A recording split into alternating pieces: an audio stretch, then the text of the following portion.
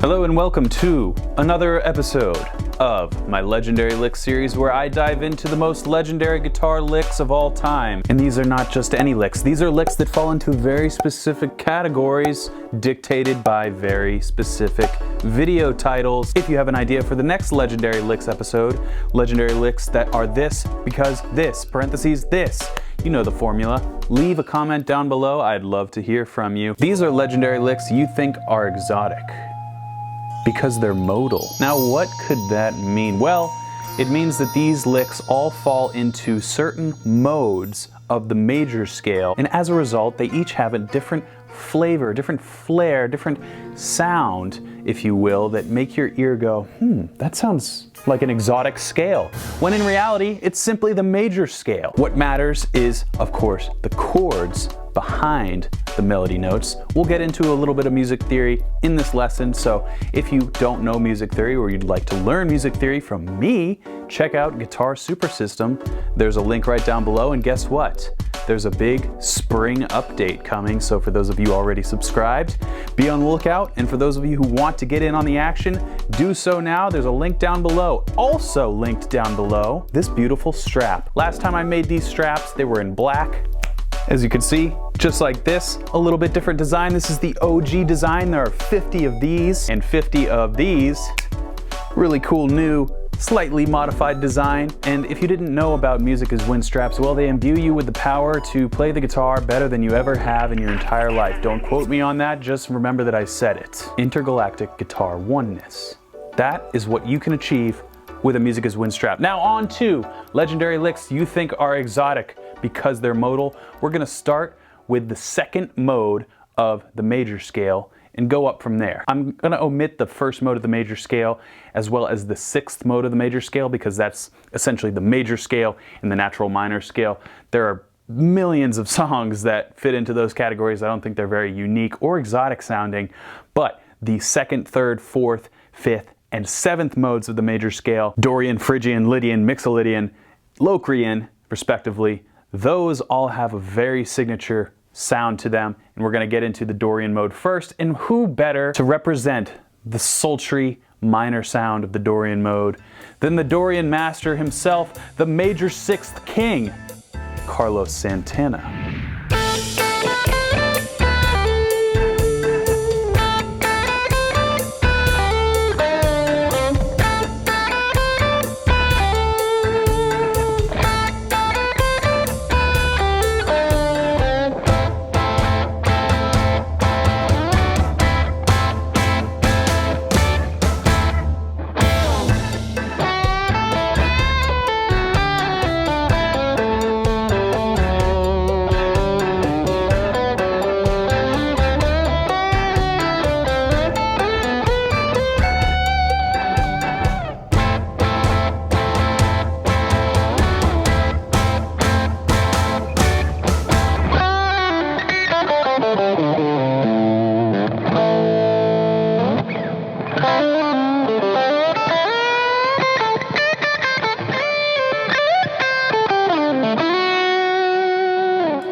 As you can hear there, that very mysterious sounding major sixth against a minor chord. It is going against everything that you would expect in a minor sound because it is pushing that major tonality against a minor chord. So what I mean by that, and what we'll get into in all these modes, is the harmony. So if we are in the A Dorian mode, we are technically in G major.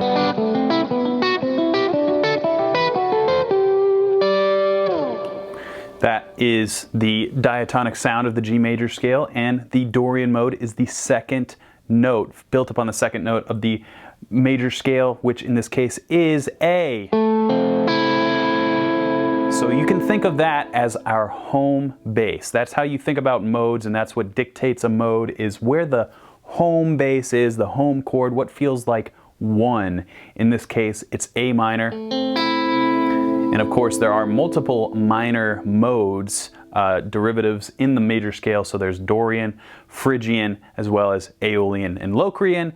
The thing that dictates each mode's sound is the intervals that compose it. So the Dorian mode is made up of 7 particular notes. starting from the root note A, we have a 2, a flat 3, a 4th, a 5th, here's the distinctive major 6th, flat 7, and back to the root.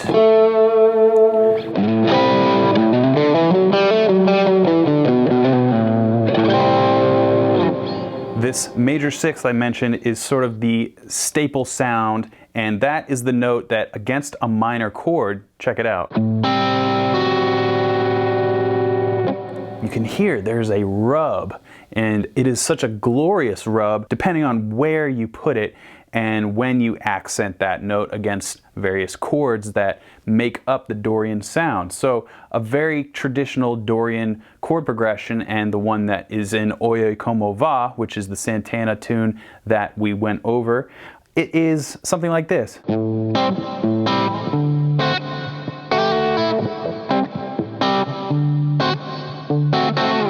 Now here's an important thing to understand, and I'm going to kind of go through this theory stuff a lot on the Dorian mode, but then I'm going to gloss over it in future modes for those of you who already know this stuff. The way you can identify that this is the Dorian mode versus, say, like the Aeolian or Phrygian or something like that is by understanding where these chords fit diatonically into the respective major key. So if we have this A minor chord, and then we were to go to this D7 chord, we know that these two are derivatives of G major. So I know just with my knowledge of music theory that this D7 only exists in the major key of G major.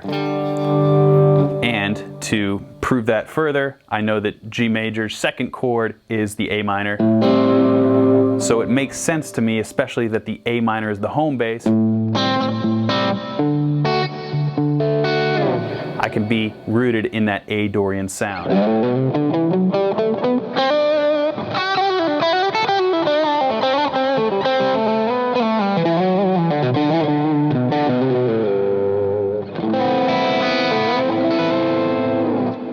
So now that you understand modes and how they are constructed and why they sound slightly exotic, we're going to get to a different mode, and I'm not actually going to go in order because that way we can kind of bounce from major to minor sounds and keep your ear guessing. We're going to go to the 4th mode of the major scale, Lydian.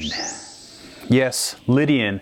In other words, the dream mode. This is the mode to use if you are ever composing music for a film that is set in a dream sequence, or if you'd like to make your listener feel like they're dreaming. What guitar player doesn't love this mode? It is just such an awesome sound, and there's no better guitar player to demonstrate the awesome sound of Lydian than the Lydian Lord himself, Joe Satriani. Here is Flying in a Blue Dream, possibly the best Lydian composition of all time.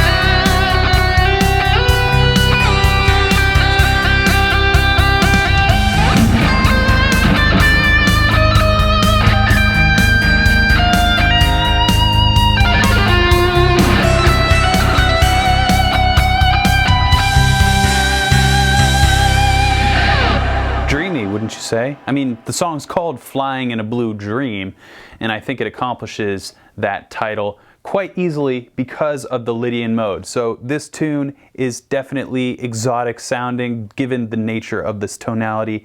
It is in the C Lydian mode.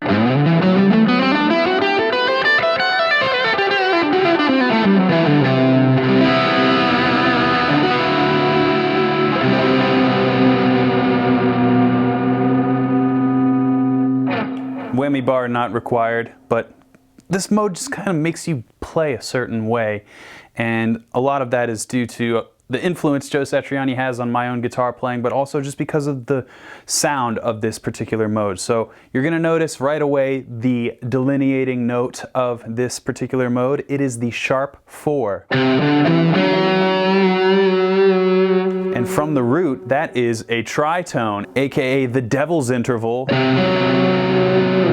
So that is not very dreamy at all. That's nightmarish, but paired with the major chords behind most typical Lydian chord progressions. Again, what dictates these modes and what makes them sound so exotic is not necessarily the intervals by themselves, but those intervals and how they play against the harmony, those chords. So this chord progression is taking advantage of this, in this case, F sharp note, which is the sharp 4.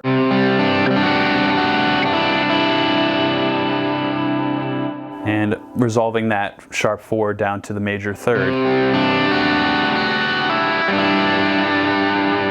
And the bass is just pumping on that.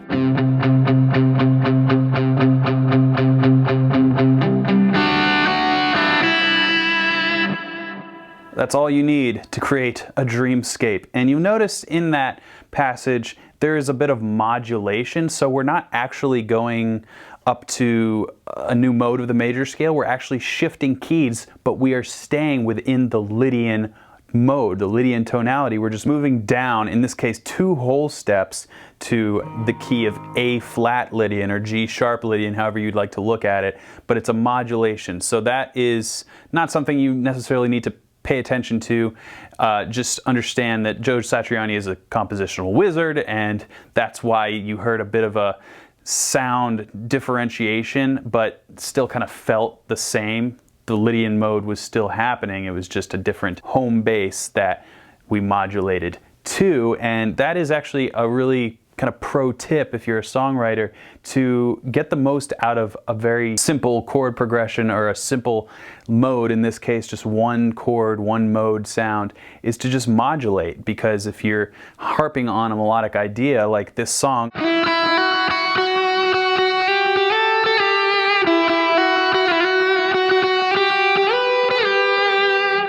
if you want to move that into a new sound but kind of keep that tonality, then you can modulate, which is basically what we did here. You can hear that rub. Again, that's kind of the thing with these modes, is they all have that characteristic note. Of course, we know Lydian is derived from the 4th chord of the major scale, which in this case, C. Again, coming from the G major scale, that's just a happy accident. Coming from that Santana song, we're in the key of G major.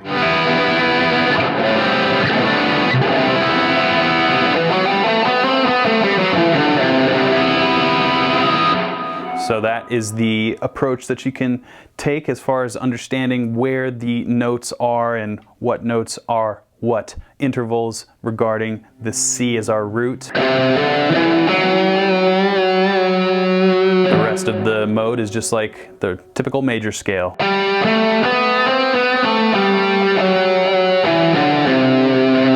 And that's what we have to work with regarding the Lydian mode. Let's move on to a very mysterious sound, Phrygian. Yes, Phrygian. A slightly misunderstood minor mode of the major scale. And I say that because Phrygian can sometimes take the form or impersonate other sounds you might be familiar with, namely harmonic minor. So Phrygian is interesting because it has a flat 2 as its identifying interval, and I'll just play the E Phrygian mode so you can get it in your ears.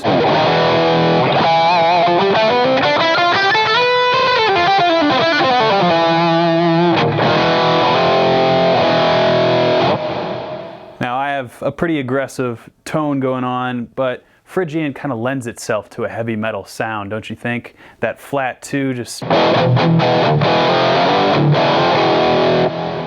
right there, right in that heavy pocket, and obviously it's beautiful on clean sounds as well. But to demonstrate the full power of the Phrygian mode, we have a legendary lick that you may call a riff, and I call it a riff too.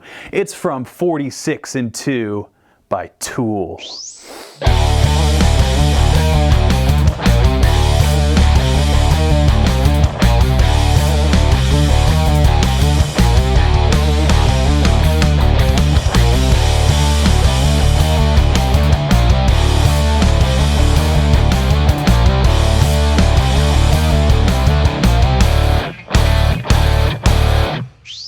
So obviously, as you heard, I am in drop D.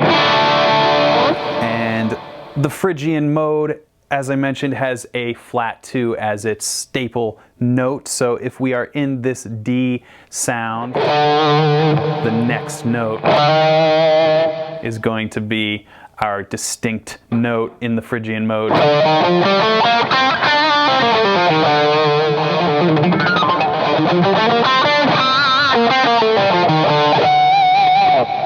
Let's move on to a little bit happier sounding mode, shall we? It's the mixolydian mode. All right, mixolydian. What a interestingly similar name to Lydian. It's just mixed up, I guess. This is a very happy sound. Let me demonstrate.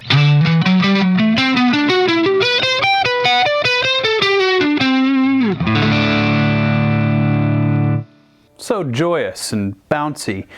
You'll hear this mode a lot in jam band music like Fish or the Allman Brothers, as well as in a lot of classic rock, actually. A few songs in particular, when I was doing a little research for this video and for this particular tonality, I discovered a lot of similarities. Obviously, we know there are only a certain number of chord progressions that exist in the top charting music of history. One very popular one is this. I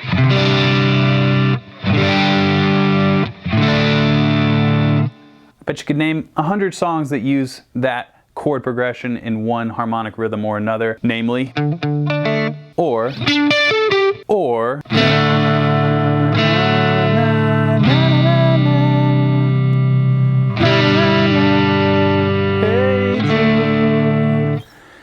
and I think it's only appropriate to mash those three up so you can actually hear them in action together. It's actually kind of interesting.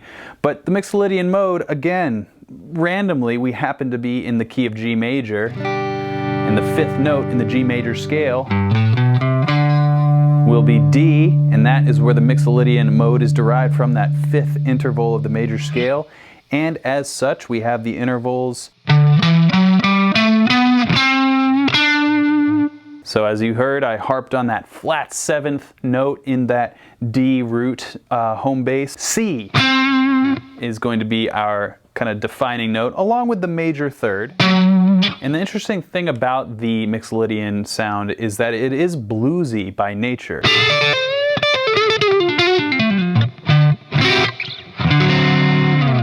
Kind of lends itself to both a minor and a major tonality, although when you throw in that major third, that's really what kind of gives it the happiness factor. Chord progressions that are really popular, like D, C, G, because you'll notice we have our home bass in D, and then it comes down to this flat 7. So you're almost always going to have a flat 7 chord in the mixolydian progression that you may find yourself in. And it could be as simple as that. By itself, that could be taken as D minor. In fact, I'll put on a loop just so you can hear how you can manipulate the actual sound just using this flat 7 approach.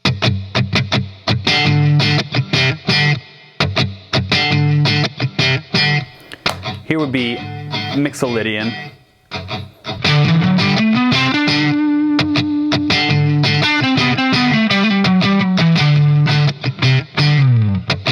And this would be minor.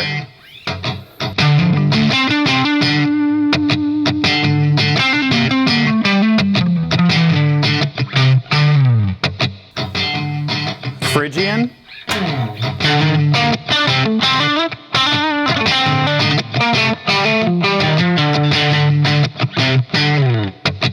Dorian.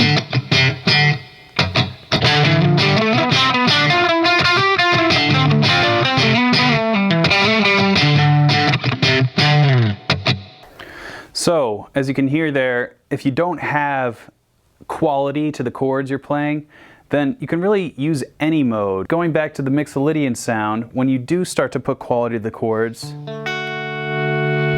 dominant, for example, down to major, you can actually manipulate these. So a dominant chord is obviously built off of a major triad, and we can go down to another major triad. can be as simple as that.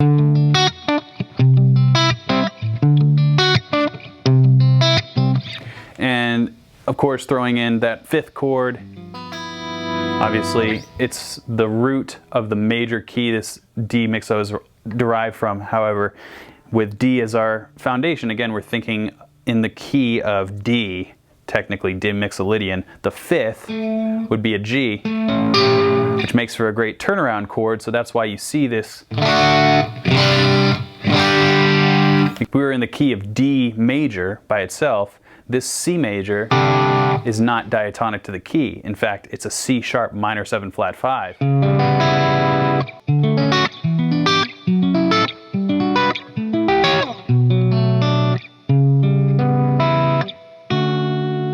So, as you can see, I bypassed that C. But we're in D mixolydian, not D major.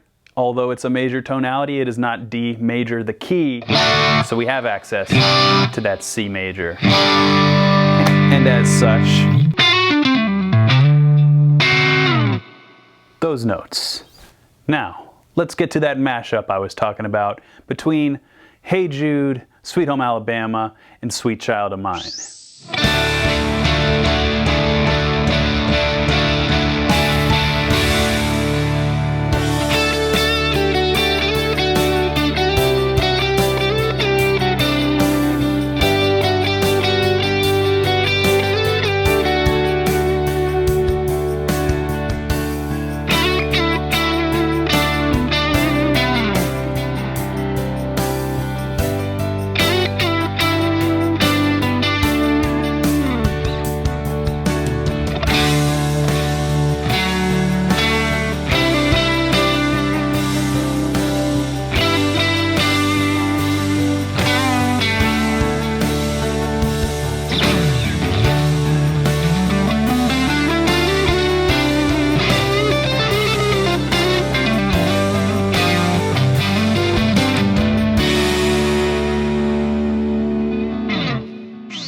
Well, there you have it, my friends. Legendary licks you think sound exotic because they're modal. And you'll notice I left out Locrian.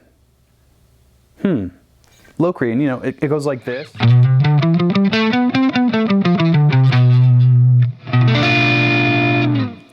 Notoriously a difficult key to write anything good sounding. I scoured and scoured and I couldn't really find anything legendary that kind of fits the legendary bill for Locrian. So maybe leave a comment down below if you have a lick that you think is legendary that primarily uses Locrian. And the problem was, even if there were elements of Locrian, it never really kind of stayed on the Locrian tonality, the songs that I was considering for that category. And the reason that Locrian's so weird, just a quick 101, it has a flat 2 and a minor 3rd and a flat 5. So it just doesn't, in the diatonic chord is a minor 7 flat 5. Like if that is your home base, you're not going to be writing too many hit songs. You're going to be writing some avant-garde jazz, in fact. So it's a fun little finger position to play because of these little half steps.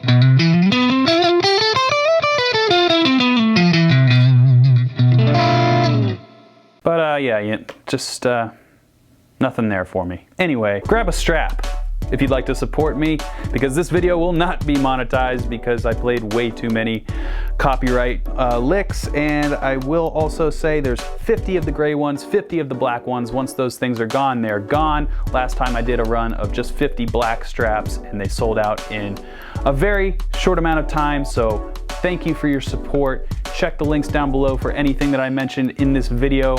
And until next time, keep shredding.